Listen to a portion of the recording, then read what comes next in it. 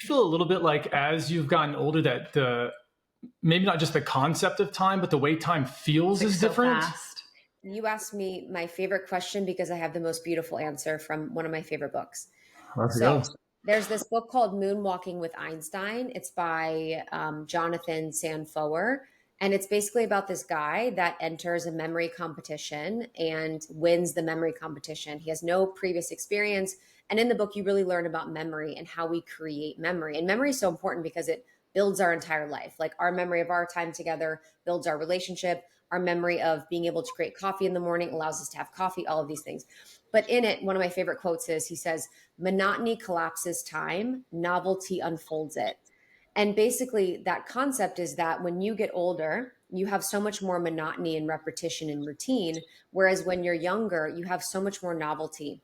You have your first kiss, you have your first football game, you have your first day at school, you have your first day at college, you have your first classes. Like there's so much newness and freshness that's happening when you're younger. And so this like novelty expands our capacity and understanding of time. And as we get older, we have such a shorter understanding of time because we don't have a lot of new memories that we're building. All of the memories that we're sort of adding to our life have similar memories that they get structured in.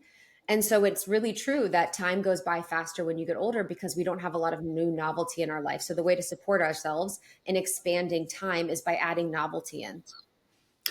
Well, hi, welcome to the Elevated Life podcast. Krista Williams, y'all, dropping wisdom just when we're saying, hey, what's up? What's been going on in the last year? So I'd say let's just jump right in because you know how I knew we were going to hit it off and be like soul besties?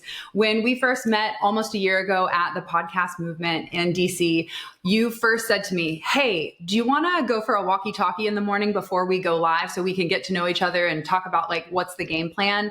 And that's when I turned to Chris and I was like, soul fam, like that's exactly the type of energy that supports the collaboration over the competition energy. And we had never met, we had never talked, and we just like instantly clicked and just jumped right into it. And like, here's some wisdom, here's what we can ping and pong off of. And it was just so magical and such a cool connection, and being able to watch you grow and write this book and go through a book launch. It's been really, really cool to see you evolve. And that's why we wanted to bring you here on the Elevated Life to talk about the magic that you've been making, the journey, the struggle, just all the things in between. So thank you so much for being here, babe. Oh, I love you guys. And you guys are so genuine. And I just love too your connection. You know, you guys have been dating for so long, you guys have been together so long. And to meet people that still mutually respect each other and love each other and honor each other as sovereign beings. You know, I grew up in a small town in Ohio. So I think the relationship templates that I saw was like, you kind of always hated your partner. You were annoyed by your partner. You secretly wanted your partner to die. Like you were just like, it was like this kind of undercurrent of disdain or annoyance. And you guys just truly respect each other as souls. And, you know, it's funny that you reflect that because it always surprises me when people are competitive and people are weird. I don't know how that brain works. And it would only make sense for us to be like supporting each other and your success and my success on that panel and talking about what we're working on. And I'm really interested in meeting new people. I'm really interested in like loving more people. I'm really interested in learning from people. And I got so much value from our walk and just knowing you. So thank you so much for being the people that you are. And I'm so glad to be here. And you know, what's super cool talking about that walk, because I remember it. I mean, I feel like the walks that I go on with people I feel like some of the deepest memories I have of them is like our first date when I met Britt. We sat out in a truck in a parking lot the whole night. It was just talking. It was just us looking forward, not even at each other, and just kind of talking about the world. And that's what we were doing on the walk together. It was nothing interesting. Fancy. No, nothing fancy. And we were both talking about our retreats and what our experiences were at retreats and what was it like being with people and like what kind of different things we offered. But it was an open conversation. It wasn't like either of us were kind of trying to gatekeep or not tell you about any. Like we're both in the same, I want to help people. I've gone through struggles. I've gone through trauma. I've figured out some stuff that worked. And I would love to help people who are going through similar things. And it felt like we were all just part of this team. It wasn't like this was our first walk. It's like we've done this so many times. And so finally we got to meet again and compare notes and be like, hey, friend, you've been doing a similar journey. What have you jotted down? That's like what I'm looking for in life. And it was really inspiring getting to be around you because a lot of people aren't like that. And it's a shame, especially in our industry, that people close down the hatch. They're like, well, I don't want to tell you about this thing. Well, what are we doing here? Like, yeah. You want to help people in the collective or not? And I also think I'm someone that lives in truth. So I don't even know how to gatekeep. Like I wouldn't know how to have a mask on and you guys ask me like, what's going on with this, and how to be like, because what would happen there in a situation for anyone listening too, it's like, you're then having this internal dialogue of, this isn't safe. I can't say this. So I have to perform this thing. That whole energetic of that is too much of a waste of time for me. I don't feel shame about anything. I don't feel like, it is what it is. And so when we can get more comfortable with truth and who we are, it's like, then we can just share more honestly and openly with people.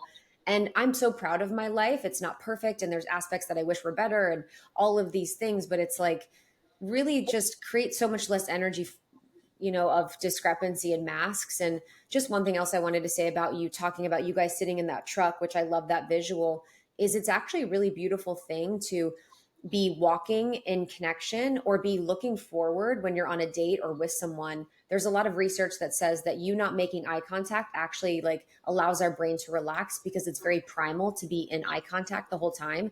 So it's actually a beautiful practice to be processing or having conversations with people on walks, or even just doing something where you're both looking forward, because it kind of gives your brain a break from just like staring at someone for so long.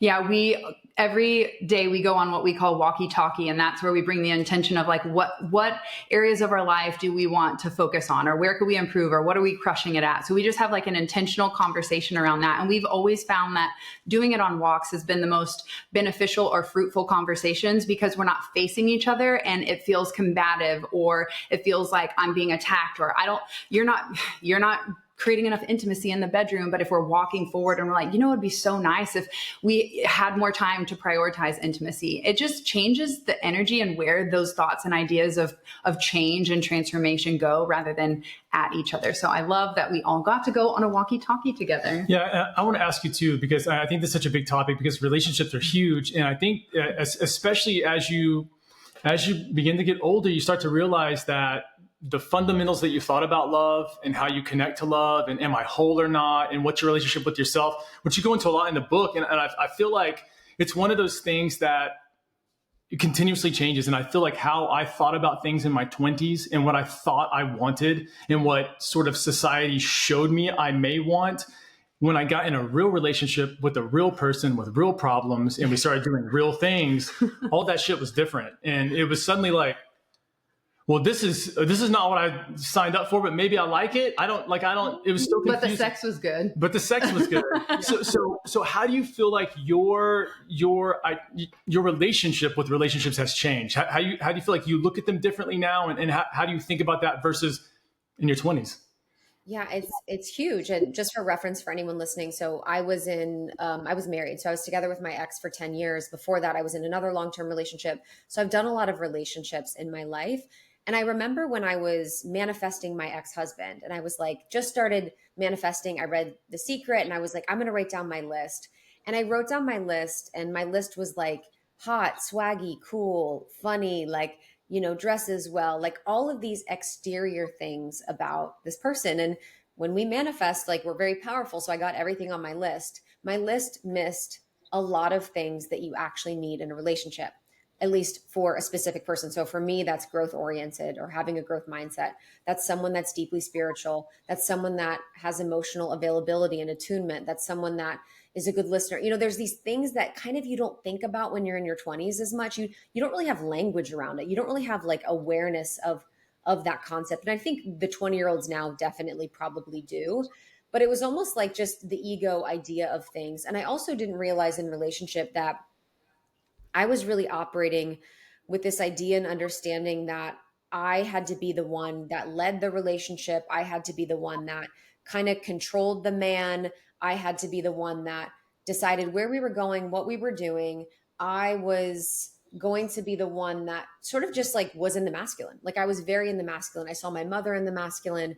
I saw a lot of women around me in the masculine. So that's the frame that I was in. And now being older, coming out of that marriage and being single now, gosh, my, idea of relationships has changed so much, where firstly, I hold loosely on the idea of someone being your person forever. I think that's very possible and true. And for people like you, it's very true. And that probably is going to be a truth for me. But I hold less tightly to the attachment of the person and that attachment of that relationship. And I allow things to evolve and breathe so much more easily because I know that with this person, I'm amazing. And without this person, I'm amazing. So that idea of forever, I've really let go of. I think secondly, I've let go of the idea of manifesting a list of a person and manifesting the frequency of the soul that's meant to be with me. And so I just focus on really the feeling and the soul of like, you guys know what it was like when you met. Like, you guys had so much in common, but it was more so the soul homeship that you felt. It's like, yeah, you could say, oh, she's hot and he's beautiful and all these things, but it's like, no, our souls knew. So I'm looking for the soul match rather than all the things on the list. And I think thirdly, I think the hardest thing about being in relationships or getting in relationships as you get older is that I now have specific tendencies and likes and dislikes. And I have a specific routine, a specific flow, friends. When I was younger and I was dating or getting into relationships, I was so much more flexible and fluid. So I didn't really have a routine. I didn't really have, my money in order. I was just kind of like, everything was up in the air. But as you get older, you're like, oh my God. Like sometimes I'm like, I don't want a man to sleep in my bed. I'm like, I don't want a man in my house. I'm like, I don't want like pubes in my sink. Like I want a clean house and peace. And so you really have to sort of allow the protector parts of you to soften to allow love in again, because it's a whole different experience when you're a more conscious, awake person that's really clear on who you are and you're allowing someone in your life for, potentially the rest of your life. Yeah, you can totally train them to take out the pubes. So you can have it all, sister. I promise. But I will say number one. Put that on the list. Okay. Yes. I also want to say, I feel like you have a book that you didn't even know you were writing, and it's called How I Manifested My Ex-Husband, because I think a lot of empaths who have attracted narcissists could use that lesson, Oh, girl. How you picked up, you put the pieces together and then you read it back to me about what the situation, that journey. And I still am not I'm still working through some of the tendrils of it, but waking up to the pattern of my attraction to narcissists and men that were unavailable was the biggest awakening of my life, I think, because as an empath and someone that is deeply sensitive, that codependency and that outsourcing of my power and my intuition and my whole self to someone that I have been doing from the time I was young till the time that relationship ended, it's like I met myself for maybe the first time, the true person who I was, because that entire relationship was outsourcing who I was for someone else and completely just, it was painful. That process is painful. Yeah, I feel like you want to say something, but go for it. No, go carry on. I think there's a lot of lessons here, I think, as guys, because from experience, we're not taught how to love people. I think that what we're really looking for is the ability to figure out, how do I support her when she's in her masculine times, but how do I let her fly free when she's in her feminine, which require listen up, men, which require two completely different sets of attitudes. And those attitudes may change from 3 p.m. to 4 p.m. And you have to know that you can swap and be like, okay, here's the mode that she's in now. How do I support that without losing your identity? Because the second the identity is gone and the woman moves really far forward in the relationship of I control everything, we have problems, and she's not going to be interested, because you're not going to be able to create those intimate moments anymore where she wants to be very free, but wants the safety of you and that masculine letting her know, like, babe, play, like just run and be wild. And I'm 100% here for that. I feel like a lot of people are missing that point. And as a guy, I didn't learn it except the hard way. Oh yeah. I was just going to say that I think I just want to kind of like double click on something you said that's important for men and women is safety. So a woman can't be in her feminine, the true embodiment of feminine, if she's not safe. A man can't be in his true masculine if he's not safe. So when we can create safety in our relationships or safety within ourselves, that's when we can be in the true embodiment. And I wasn't safe in the relationship, so I put up my masculine shield. He wasn't safe in the relationship in his own way, so he put up his feminine shield because he thought that's what he had to do for love. So when we can find safety, I think that's when we can really allow both of those true archetypes to live. Yeah, I truly agree. And, something that you're tiptoeing around but haven't quite fully said yet is that changing your perspective around relationships really involves with how you change your perspective with your own relationship, that relationship to self-love. And, being married to a hypnotist, I've had the pleasure of doing hundreds, if not thousands of hours in hypnosis work. And one of the sessions that we've done on forgiveness really surprised me and kind of changed the trajectory in the relationship I had with myself. Because in this experience, he had me go through, of course, my mom and my stepdad and my uncle who called me Brittney and made me think I was fat at 8 years old. But at the very end, he said, is there anyone else you want to put in the chair? And I pictured my 19-year-old self, over 200 pounds, black short hair, tons of piercings all over her face. And I asked her the first question that came out of my mouth, why were you so angry? And her response changed my life. And she said, 19-year-old me, overweight, just angry at the world. She said, because I had so much love to give and no one to give it to. And that's when I realized that I was trying to give it to every man I was sleeping with in hopes that it would come back to me. And what I realized in that moment, even though I've been married for over a decade at that point, I realized, oh my God, I don't need him. Oh my God, it's the love that I have been seeking of my own this whole time. Like he never even filled that gap, even after 10 years of being married. And so in that hypnosis forgiveness session, I was able to let myself off the hook and realize that the love that I've been trying to pour into everyone else was actually meant for me. And that's why I was resentful. So I want to tap into that self-love piece because you help millions of women love their body, reclaim their power. And once you tried to illegally buy thyroid medication to help you lose weight at a Mexican airport, I want to know what would you go back and tell that girl in the airport now that you've gone through so many shifts and Saturn return and have these perspective changes? Like what advice would you give to her about self-love? So just for a reference for people, so I talk about in the book this story, this really embarrassing story about one of the last moments of my body journey where I'd hit rock bottom. And I'm someone that, you were mentioning, Brittney, I've struggled with my body, my whole life. I felt like I was a self-improvement project. I was someone to be fixed, that there was something wrong with me, that I was never thin enough. I was never fit enough.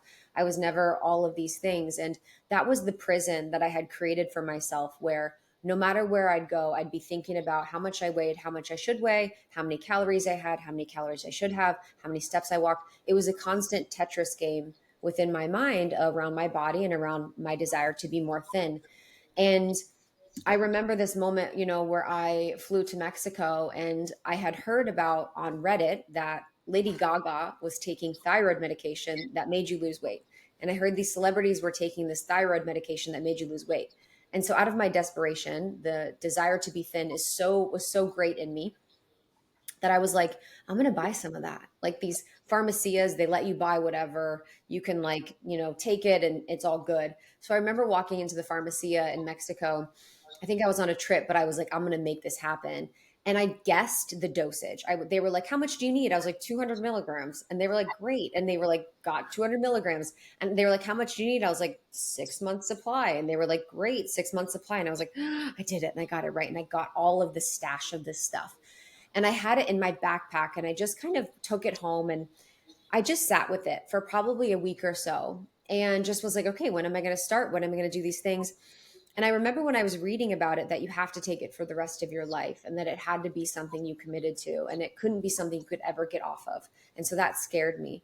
And there was, this kind of flip-flopping that I was doing. And then eventually just the feeling of there has to be a better way. And there has to be something different that I can do because this was another thing that I had tried, another diet, another workout, another exercise, another blah, blah, blah. It was just another one of the same and it probably wasn't going to work. And so my surrender to how I was feeling, to how I felt about my body, to the fact that I was in this prison was the first moment that I was really able to rewrite my story with my body and liberate, my body. And I think what I would tell that person at that time, I think just making her aware, that she is so much more than a body, but a soul, and that there is so much more to life than what you look like and what your body is. And that really it's like, and I think people with body stuff can kind of see this, your body could look however it looks like, but your mind is just keeping you in this idea of what your body looks like. That's not even ever true. Like sometimes the way no matter what I weighed, my body mindset was the same. I could be underweight of my goal weight and I still needed to go more. I could be overweight of my like biggest weight and I still needed to weigh, or I still needed to weigh less. Like at each point of my weight, I needed to weigh less. So the mind was just controlling it. So I would remind myself that I'm a soul and I'm not a body, that my soul is expansive beyond any numbers or any belief that there's something wrong with me. And then I would tell her to get therapy earlier. Therapy and internal family systems was so important for my process. Yeah. What was your rock bottom moment with that, with food and body?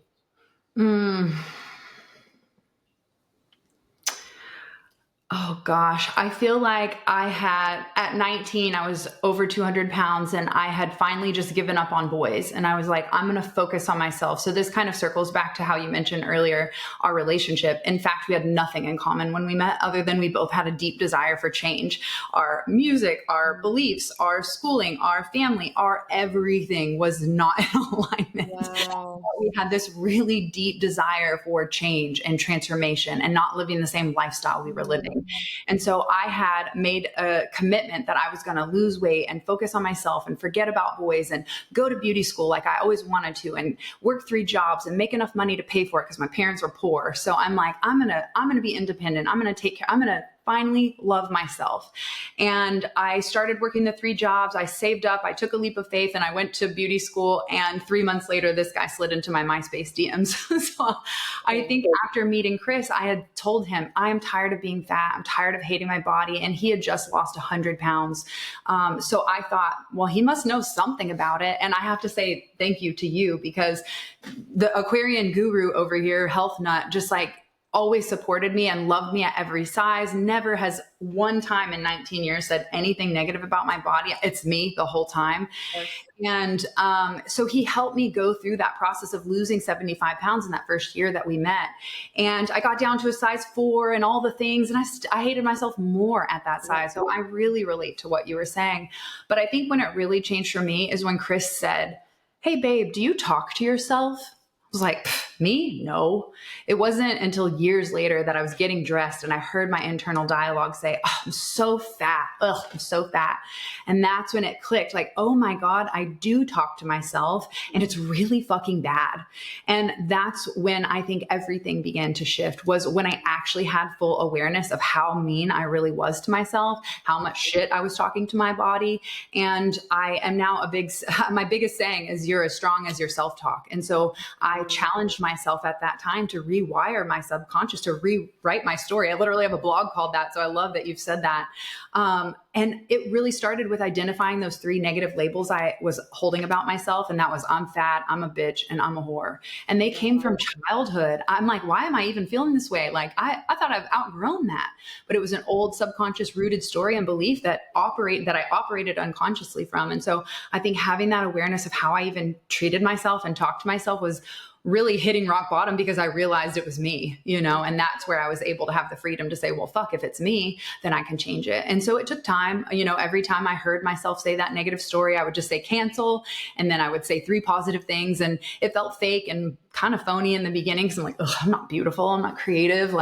But over time, I eventually rewired that pattern of catching myself saying the negative things and just choosing. And that's the discipline that you have to have when it comes to self-love. Is it's all, we need to get back into our feminine, but we have to balance it with that masculine discipline of call yourself on your shit. Don't spiral for too long, Yeah, totally. And I think, there's the different approaches with kind of the negative self-talk. And one is, the subconscious reprogramming. And there's moments where I'll oscillate between what you're saying. Sometimes I'm more masculine with myself and sometimes I'm more soft and feminine. As an example, yesterday, I had something to do that I just didn't want to do. It was just annoying me. And I was just I don't want to do this. I was just in the loop of just thinking about how I didn't want to do it. And I was like, stop, just do it. You're going to do it. So just do it. And that masculine approach was just helpful for me in that moment of cut the drama, just do it. And then sometimes it is really nice to have that softness for yourself, to have that inner mother nurturance. And I think for me, when I relate to the body, the inner mother nurturance feels really nice, because for me with my body, and for most people, it's there's a part of me that desperately believes that in order to receive love, she has to be thin. That in order to be successful, that she has to be thin, that her life begins on the other side of her body changing. And when I can really just love that part of me and her desire to protect me and her desire to protect that belief by, being like, hey, you don't look good here. And it's really like, she's like, hey, I want you to be loved. So I'm going to tell you that you're fat. So I'm going to continue on the loop. And it's like, whoa, we can kind of break that pattern and just be with that part and love her. It can feel really nice. So I love even bringing the nuance in for the audience of like, when is it appropriate to be more in your inner father of like, just cut the shit? And when is it helpful to be in that inner mother of like the sort of softness that you need? That's interesting. Something It that depends on what cycle the moon's in, honestly. It's interesting you bring that up, because there's something I want to touch on here, and that is how would you say, what is the difference, or how do you talk to yourself, or how do you know when the ego is talking versus your soul is talking? Like, how would you say, what would be the difference at internally? Yeah.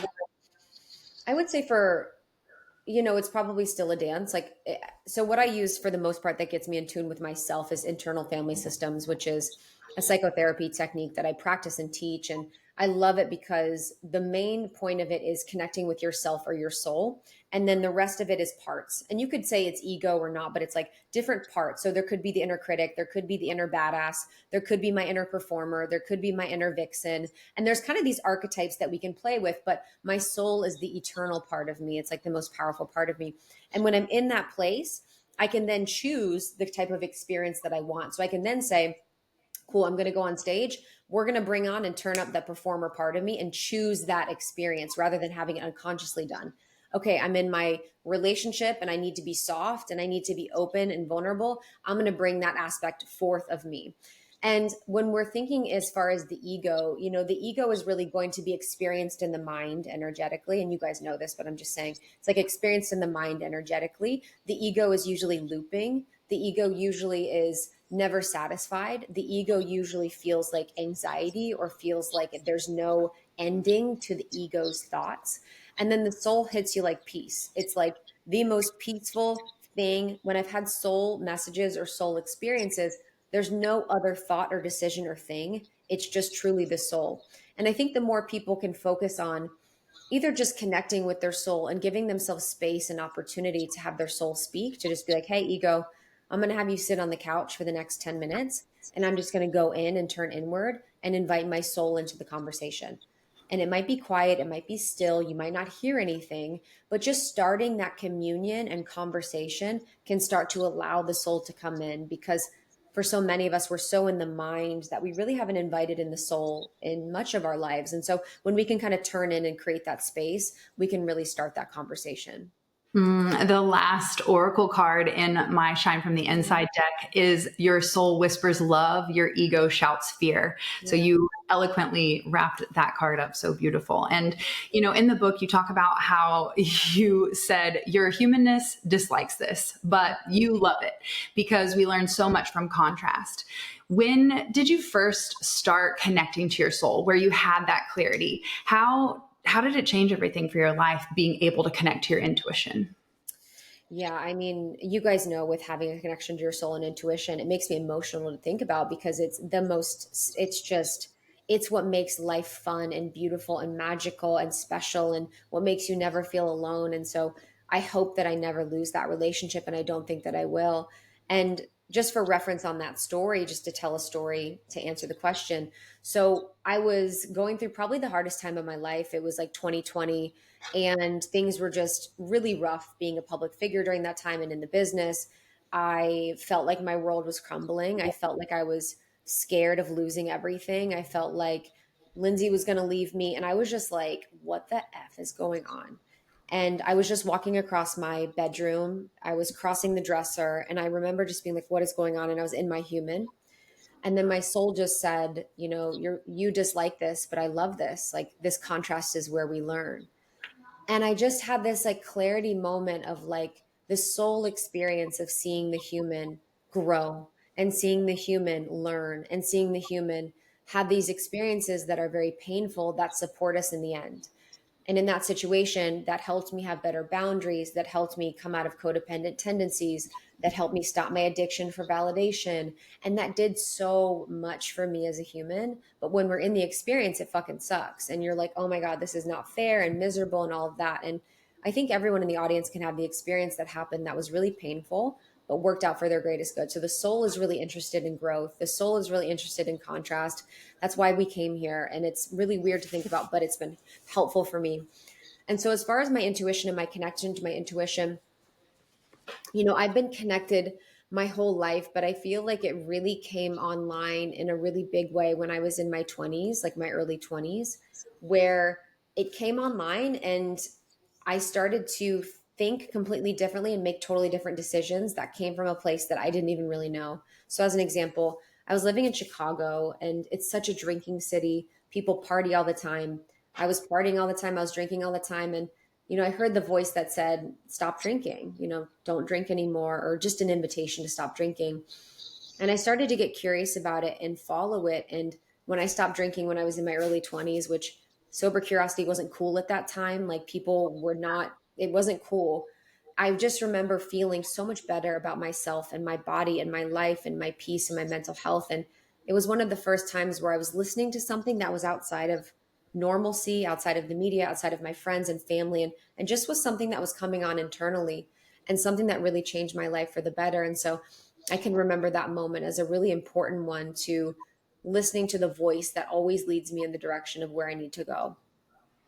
Yeah, there's something so massively important about tapping into your intuition, and I know it's something that the both of you all saved our lives. Yeah, and I feel like, especially for women specifically, there's something that you talk about in your book, and one of my favorite things about you specifically is the fact that you have a way of it's a combination of the way that you phrase things combined with your tone that makes it very warm. It's almost like it's like your stories are like honey. And it's very inviting. And there's the way that you phrase stuff. Like I really love, and you said that women are trained and praised for self-abandoning codependence. Yeah. And when I read that, I thought, damn. And do you think that there's part of that's the reason why women are eventually figuring out about their intuition, but it takes them a while? Is it because they're actually trained not to listen to that? To look outside yourself? Yeah. What do you think is the cost of that people pleasing, and what do you think it's actually costing people to continue to do that? Oh, for women, when we talk about women being in their power, it's not people pleasing. It's not codependency. And codependency is really the I'm okay if X happens, or X is okay, or this thing. So codependency could be, I'm only okay if I get this amount of likes on Instagram. It could be, I'm only okay if my boss is happy with me. It could be, I'm only okay if I get this certain thing. It's really, the outside is determining your mood or your temperature. And this is what we've mostly been trained to do. When we're little kids, we're looking at our parents like, am I good enough? Did I do the right thing? We're looking at our teachers. Did I get the right grade? We're looking at boys. Do you guys like me? We're looking at Instagram and social media. We're like, do you guys think approval? And it's very natural and normal for us to be in that, but we only really get to experience life when it's experienced from the inside out. And I know for me, being someone that's been codependent and being someone that's a deep empath, I was praised for outsourcing myself. I was praised for making it all about them, for asking them the questions, for spotlighting them and having their experience be the most important. And I think for women, the most powerful woman, the queen, is actually fully just in love with and obsessed with herself and in self. And then that's how she serves, is by being in self. The king serves by serving. He actually comes out of obsession with self and serves others. The woman comes from obsession with others and serves self. And then their magnetism together is what creates that beautiful relationship. But people usually go the opposite.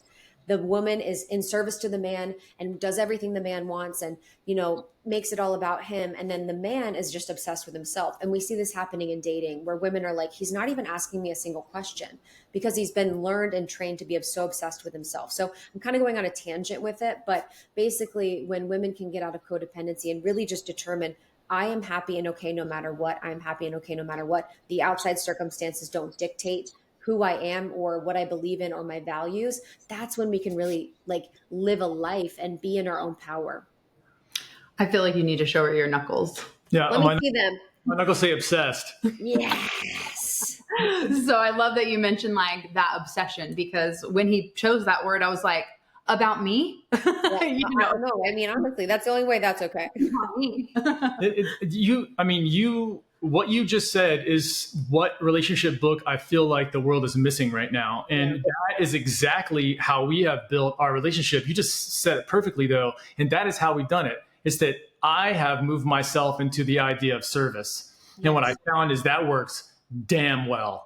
And Britt has moved into the idea of like, I'm going to build myself up as powerful as I can be. And it's that combination right there that attracts, just incredible things to us that we're not trying for. It's like a certain energy and people are looking for that energy. And it's way more simple than you think that it is. It's just to your point, everyone's doing 100%. Everyone's running the opposite direction. And I see guys do it all the time. And they're like, how's your relationship so good? I'm like, because I actually care about her.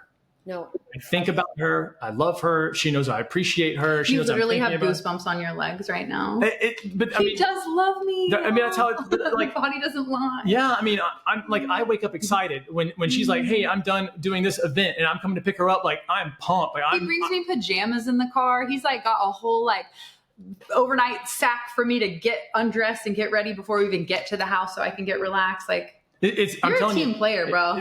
Yeah. It's really small effort, but I'm telling you, for like the guys who want real relationship, like a relationship that's going to kick ass. Bring them pajamas, okay? Like there's small details that everybody really likes that they don't know they want yet, and you should be thinking it's not a lot of effort. Like grabbing a pair of clothes takes me less than 10 seconds, and the fact that I can do that and make a difference now that we're talking about on a podcast, like it matters. Like this is the stuff that actually she didn't mention flowers, she didn't mention the ring that I got her, not a necklace. It's pajamas in the car when she wants them. I brought her food. I know the event's going to run late. Her throat's going to be raw. I've got cough drops in the car. Like, we're ready for it. Think about what would your needs be and then transfer that onto your partner because that's what their probably needs are too. Or ask them, what do you need, babe? What you need? Simple. Yes, and you being, it's interesting because what you're exuding here are what some people would think as more feminine qualities of caretaking, of attunement, of, that giving. But actually, like when you're in your masculine frame and you have these qualities, it makes you more of a better masculine because you're holding the frame and then you actually are able to embody like kind of feminine and giving qualities. And yeah, it's actually not that hard to please women. Like it's actually not. Like at some point you just really like listen to them when they're talking. They're like, buy me flowers. And it's like, buy her flowers. Bring snacks. Like it's real simple. Yeah. Mm-hmm. And men are, I think men are even easier to please. So I'll say that. Yeah. Just a little nip slip and you're good, man. Like it's honestly, dude, for real. It's worked for 19 years for me. So, I don't know. That is true. My friends that have like the best relationships are like still very flirty, playful, sexy. Like I have one of my best friends, my favorite friend couple. She's like, I will get out of the shower and I will like do a little dance for him, like naked out of the shower. And like, it is like, I think what also happens in relationship, and I've had this happen in previous relationships, is like, you then get in protector mode and then you don't allow yourself to be vulnerable and open and soft. And so that impacts the bedroom because the bedroom is the most vulnerable place to be. Like it's where you just are bearing it all. And it can be hard to be in your deepest intimacy and sexuality and pleasure if you don't feel safe with that person, or you feel like there's something between you energetically or unsaid.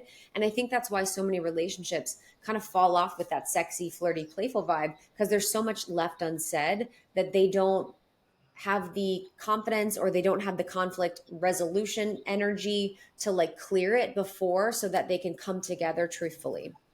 It's interesting because circling back to the labels that we hold on ourselves and the story that we tell ourselves, in my mid-20s, there was a time where we were getting intimate and I just started bawling. I started crying and he's like, what's up, babe? He's like, what did I do? I was like, I just feel like a whore. And he's like, whoa, like, are you cheating on me? Like, why would you feel that way? And I was like, no, I'm not. Like, I don't know. It's just like coming up. It's just like a feeling that I have. I don't know.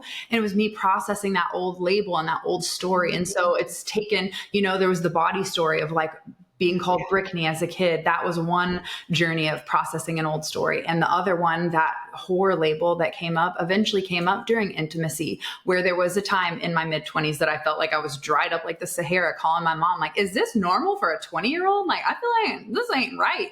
And a lot of it was just unconscious, holding myself back, not feeling safe in my own body, or feeling like there was judgment, even though he never did that, because it was my own judgment that I didn't even realize I was holding. And so it is interesting how the intimacy can also fade off because you don't have all those exciting new hormones that expand time in the beginning of the relationship. So you have to choose to cultivate them. Yeah. And, the hormones that are released during the initial falling in love phases are the best. Like people kind of want to go back to that.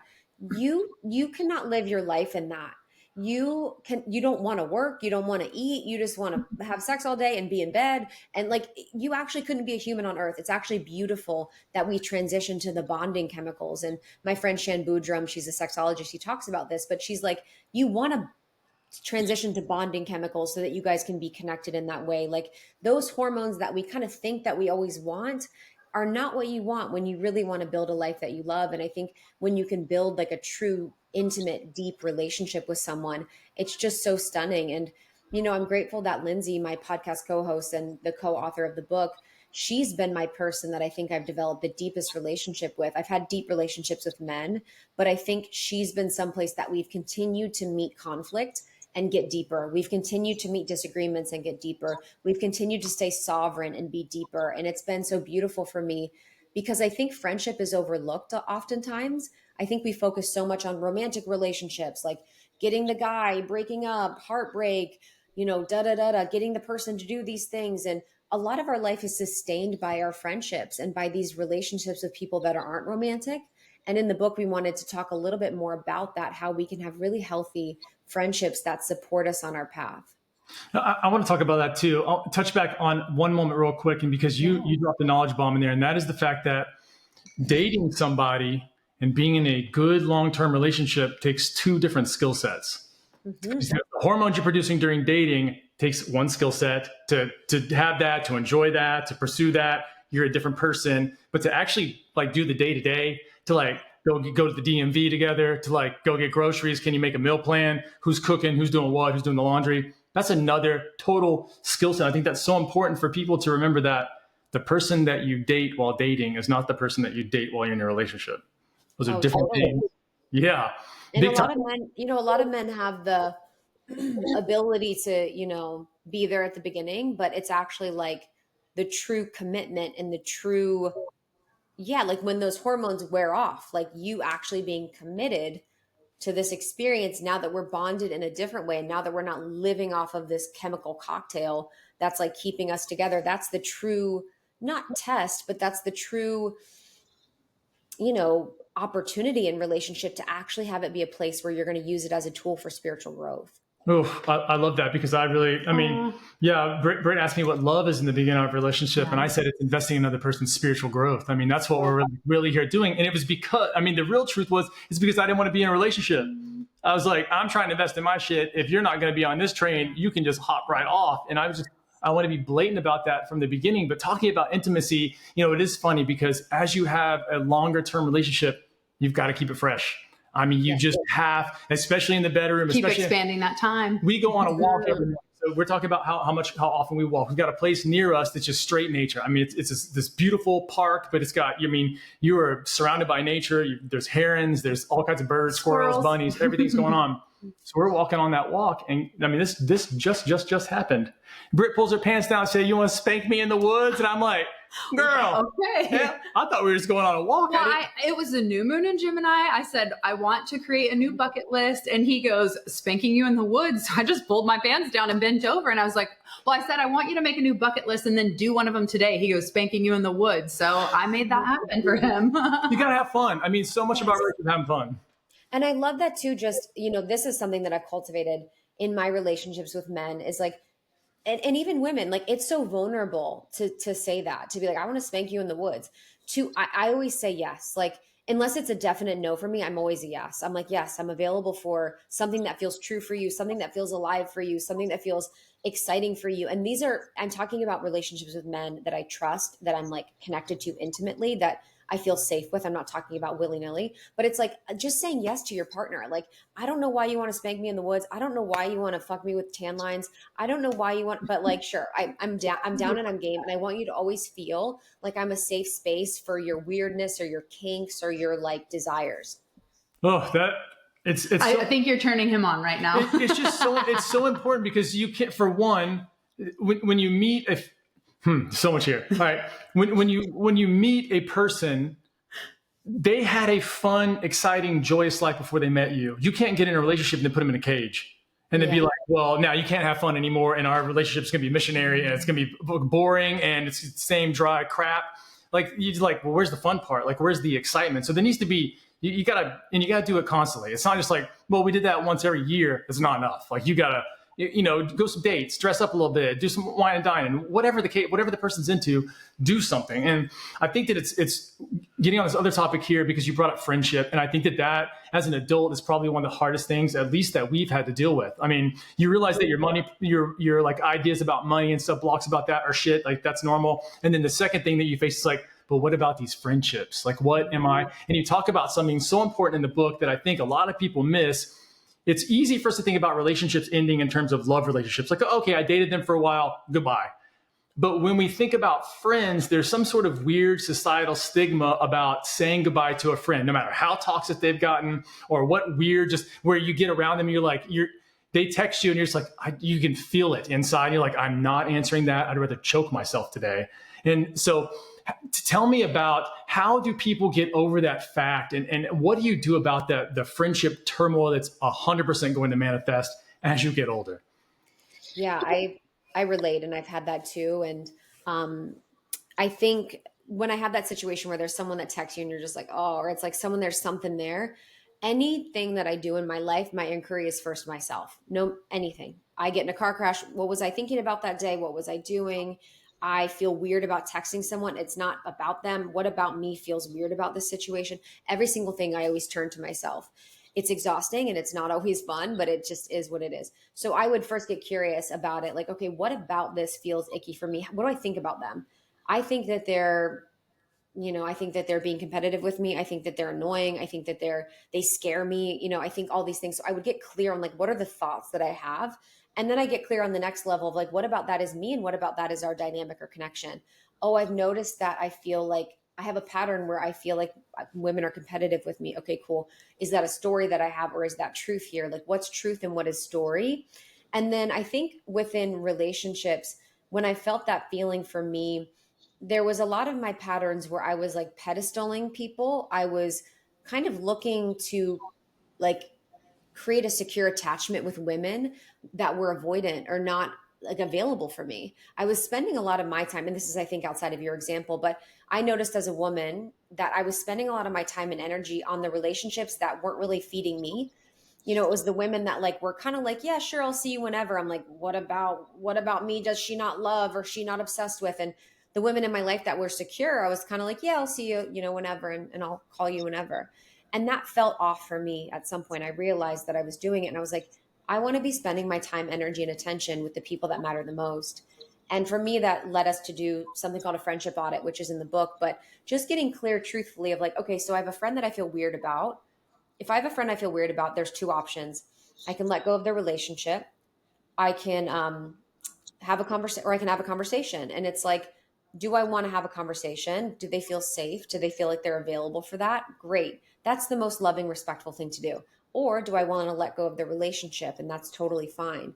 But I think when we can understand in our lives, like the friends that nourish us, that build us up, that are really important, and then categorizing them like in a first group of like an A group, say, and you're like, these are the people I want to spend time with, thinking about our lives. Am I spending time with them? Am I calling them? Am I texting them? These are people that matter to me. I want to make sure that my values aligned and they matter to me. And then the other friends you can kind of categorize however, but I think it's helpful to first crystallize who the people that matter in your life are. See if you're spending time and energy on them. And then second, those friends that you feel off about, just deciding what to do with it. Maybe you take a week where you're like, I'm going to clear up all the weird connections that I have. I'm going to say something to them. I'm going to let them go. I'm going to move on. And that type of weird, awkward energy, is it impacting you either psychically or subconsciously? So when you clear that, you have so much more mental space and freedom and even availability for new friends. You know, it reminds me of when my grandmother passed away, and at her funeral, she was from Iceland. So she had to build a whole new friend group and family and, you know, community when she came here with my grandfather.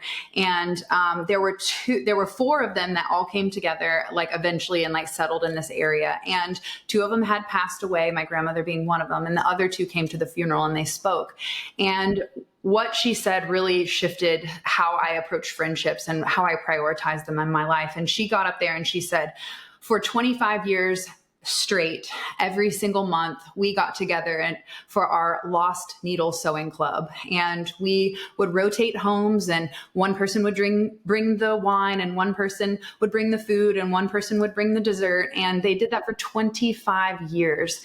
And I just sat there crying, watching her tell the story about how people from Iceland prioritize that friendship and that bond. And Chris has always said, I'd rather have 4 quarters than 100 pennies. And so knowing that there was 4 of them, and for 25 years straight, that was like almost my whole life at that time. I was like, wow, I need to get it together. Her longest friendship was 74 years. Like if I started now, I wouldn't even make that mark. And so it really got me to think about what was important, because she had passed on. And that was one of the first people that made a big impact in my life that I realized is gone. And so it really shifted the perspective on how we need to prioritize what's important. I feel like you.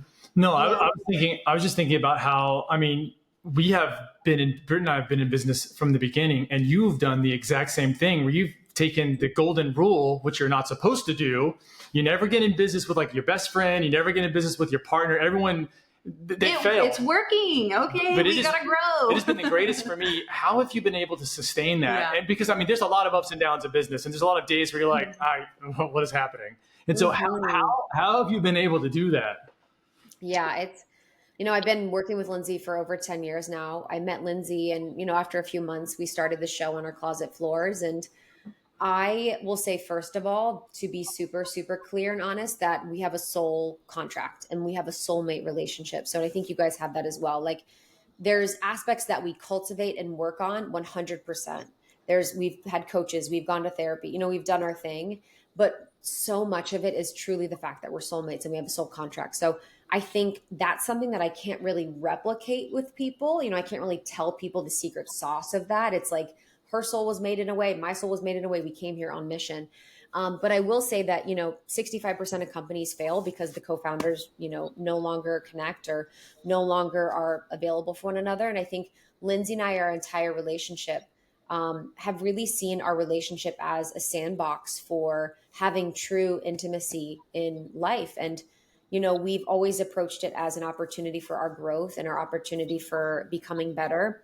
And I think the ways that we've done that, you know, have been to first, like I said before, focusing on ourselves. Whenever something comes up in our container or our relationship, like, you know, right now, as an example, we're in a really busy season with the book. You know, we've been really stressed out. If I'm like thinking in my head, like, oh, I don't feel like she's showing up as much as I am, or, you know, that kind of thought comes through, I'll then turn it around on me. And it's like, okay, cool. What's that thought coming from? Oh yeah, it's that belief that I always have to do everything and I always have to control everything. And I'm always the one that's showing up. And it's like, oh, there's my opportunity to love myself and to love that little girl that thinks that, and to really notice the subconscious beliefs that are sort of running my reality. It doesn't mean that I don't need to talk to her about it or whatever, but it's always like going inward. She always goes inward. I always go inward. And when we talk to one another, we always are saying like, you know, the story that I'm telling myself is that I'm showing up more than you and that I'm doing everything. And I know that's my little girl, but I wondered, you know, what the story that you're telling yourself is, or I wondered if you could help me to see the truth.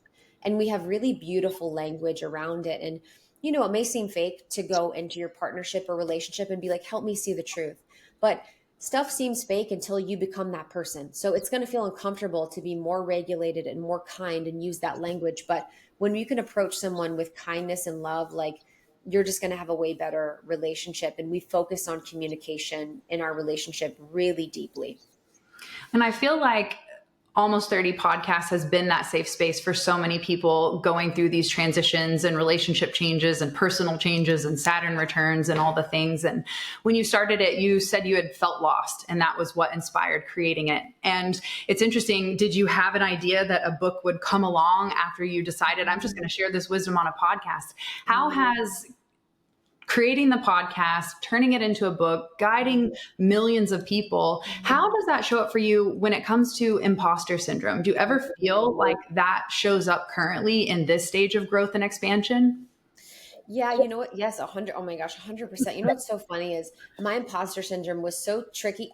When people would talk about imposter syndrome, I'm like, what are you guys talking about? But then I was like, why do I hate everyone that but then I looked at my thoughts and I was like, why do I feel like this is when I noticed it. In Los Angeles, there's masterminds, there's groups of women, there's all these people that do this stuff. I would go to these things and I would leave them and I would be beating myself up. I'd be like, I don't want to talk about my business. I don't care about business. I'm not doing what they are. They have more money than me. And it would just be my inner critic going crazy. And I was like, oh, that's imposter syndrome. I'm at these things and I feel like everyone's more successful than me. Everyone's making more money than me. It happens easily for everyone. And so I really had to understand that sometimes imposter syndrome is the inner critic really beating us up and really kind of keeping us small. And it's when we feel really uncomfortable around people that are really big or people that have something that we want.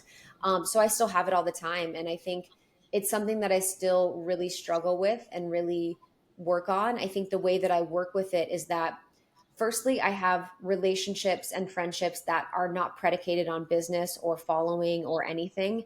I love to meet people in friendship as a person. And I actually don't love to talk about business with friends. I can, and I will, like you guys, I'll talk to all day if it's alive, but it's not my preference just because I'm like, I just want to kind of stay in this lane. So I think I just prioritize friendships that really, we don't talk about that to kind of keep my imposter syndrome at bay.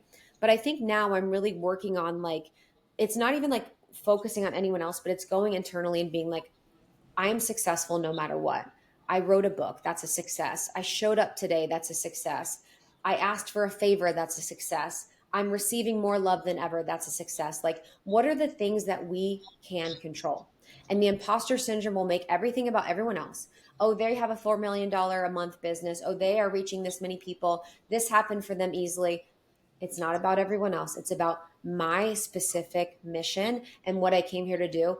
And am I stewarding it appropriately? So I just take it in and I'm like, whoops, I forgot. I was out of my body. I'm back here. How can I control this? And how can I just be someone that's focused on doing the right thing at the right time and not so much on the vanity and the metrics?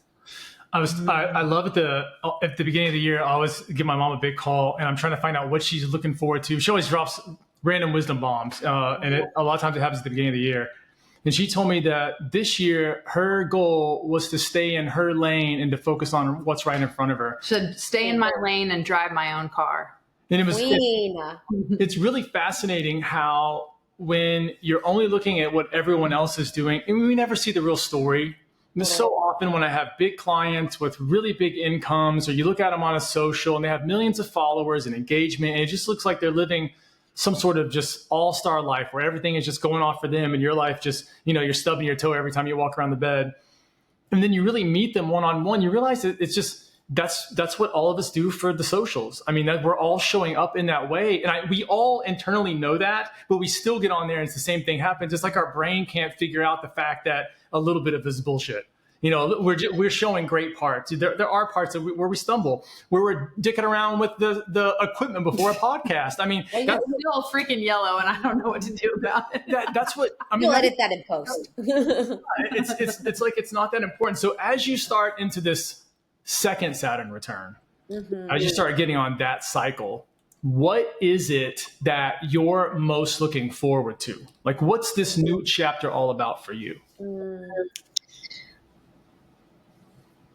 I don't know if you guys have felt like this, but it's funny because I think on the outside, you'd be like, it's clear she's working on the book and then she's doing these retreats and these things. I feel like I never know. I feel like I never know what's going on. I always feel lost. Intuition. Yeah, it's living by intuition. You get the breadcrumbs when the time is right. And you just got to be aware to say, oh, now, okay, let's go. Yeah. I'm waiting for God's orders. And God said that you need to walk through this door before I open the next door. And so right now I'm walking through the book door and then the next door will open and I'll know what to do and where to go. 100%. All I can focus on is sculpting myself to be the person that's able to receive the gifts and able to receive that mission and that next step. And I also, feel like our lives are just chapters. I really kind of had a perception before of, okay, I need to be this one thing I need to be a speaker. I need to be a podcaster. But it's like, what if like for 10 years I was a podcaster and then I did comedy for 2 years, or then I wrote books for 3 years and then I did this. Like, I actually want to have a life that has a lot of richness and trial and error and this exploration. My soul is here to experience it all. And so I've kind of let go of planning my life in a way. I've let go of needing to have an understanding of what I'm doing. And I'm just trusting the path and the process more than ever. It doesn't mean I'm comfortable all the time. It's not fun to be surrendered. Like, I want to plan, I want to grip, but all my plans just, they seem like, it seems silly. Like, I make plans and it's just like, that was what, like, who cares? I know. I was literally just saying before we hit record, like the plan today is, but it changes every day. Love that. When you live in that surrendered state of trust and flow and faith, it truly is that co-creation of like, you need to be strong enough and confident enough to know that this is always in your highest good. So you don't get in your head and start comparing, but also relax because it's going to be better than you could even dream of. Y'all are talking about, I think, something that's really important. And there's a treasure that we're all, most of us have been searching for our entire life. And that is the big purpose treasure. What is our purpose? And it's something that you talk about in the book. And I love your angle on this. Can you talk a little bit about purpose, and should people be searching for this thing? Like, what is my purpose actually, how does it actually work? I'd love to hear your guys' thoughts too, because I think you probably have just beautiful reflections. What I know about purpose is that it made me almost want to kill myself. This belief that I had to find a purpose was like, drove me insane. And I was in the corporate world for so long, and, I didn't feel on purpose at my job. I didn't feel like it had meaning. I didn't feel like I was, a part of a life that I felt good about. And I remember just being so desperate to feel like I had purpose and that I was living with meaning. And over time, in that pain and that struggle, I eventually found what I now believe to be my purpose. But with that, I think we have this perception that the purpose is a destination, that purpose is the save, that purpose is where we want to go. And we really are born with purpose, on purpose, and for purpose. For God, our existence is purpose. For our soul, this experience is purpose. It's like, we don't need to be so obsessed with purpose as like an external thing. I think people are also obsessed with making their purpose be something they make money for and make money with. And that doesn't have to be the case all the time. But really this, like, it's another external thing. When we're going external, we're not winning. For me, internally, it's like, okay, what feels good for me? Instead of like the purpose, feeling what feels good for me is speaking on stages, hosting my retreats, coaching women, doing podcasts. That feels good for me. That feels true for me. It feels like it's an alchemized use of my gifts, of my skills, of my abilities. And I really feel like I'm in service with it. Sure, it's part of my purpose, but when I'm kind of like, oh, that's my purpose, it's like, then I'm living my whole life to do those specific things, but also I want to be a mom and I want to travel. And it just kind of limits us in a way. And I really hate the way that it makes people feel like they're doing something wrong if they're not like a healer or a teacher or a guru. It's like, let go of any label or identity or idea that's making you feel like there's something wrong with how you're living your life or being who you are. Yeah, I have a very, very simple approach to finding your purpose. I've always said that your purpose is to feel joy. And however you choose to express that or change that or embody that or transform into it after you've done 10 years of podcasting and now you want to be a comedian, which, hey, let's have a conversation because I feel like I always say people want to be entertained and not enlightened. So if we can find a way to entertain them while enlightening them, I feel like we have done our job. So I just believe that we are meant to feel joy, and however that is for you, because your joy and my joy look different, and they look different month to month. And so I think you talked about how it felt limited. To me, putting joy as the purpose creates that expansion and limitlessness, because there's no just one way to, like, there's one purpose and it's this. And if you don't do it, then you failed. Like, no, like, just feel good. Like, that's the point, is to feel good. Yes. Yeah. Joy. Search for joy. I know, search for joy. This has been amazing. It's been one of my favorites for sure. I just love talking to you guys. I love how thoughtful you are. I love how embodied you guys are with the work. I love how like truthful you are in your exploration. And I feel like that soul signature that we all have of like knowing that we're made for more, and just like that soul curiosity of like, ooh, what is this human life and this human experience? And what are we all doing here? And just seeing the potential and possibility of things. And for anyone that's thinking about getting the book, it's really going to be that guide for your conscious awakening, that guide for people that believe that they're made for more. We have a lot of sections that we were talking about today: friendship, body, career, money. And so you can open it up and just work on a few pages. You can do the exercises or get insights from some of our guests, or you can read it front to back. But I feel really proud of it. And I feel really lucky that I was able to talk to you guys, of course, and then also your audience, because I know they trust you and they really love you. And that's so meaningful to me, to be able to be around people that love you, in that way. Well, you truly live an embodied and elevated life, which is why we were so excited to bring you on and highlight the book and share just the wisdom that you've accumulated in this lifetime and in this journey, because it is going to help shorten that gap of change and transformation for someone, for many, for millions like you have. And I just wanted to continue to amplify that magic in the world. And I would love for you to share where they can get it, how they can follow you, how they can soak up more of your magic. Yeah. So the book, I would suggest getting the audiobook. I read the audiobook myself with Lindsay, and it was the greatest joy of my life. So if you like audiobooks, go to Audible, and then Amazon.com, Barnes & Noble, Target. It's called Almost 30, a definitive guide to a life that you love for this next decade and beyond. And then you can go to almost30.com, Almost 30 podcast. And I'm on Instagram at It's Krista. It's ITSKRISTA. And I do coaching and retreats. So if anyone wants to connect, I'd love to hang. Yeah, she's so amazing. And we always love wrapping up our conversation with asking the question, what does living an elevated life mean to you? I think an elevated life is completely unique to me. My elevated life might be so different. My elevated life is like organic food, time with my cats, having a yard that I can lay in, luxurious travel, connecting freely with my friends. Like, it's just, everything feels like it's giving me more energy in life, and everything feels like it's filled with potential and possibility.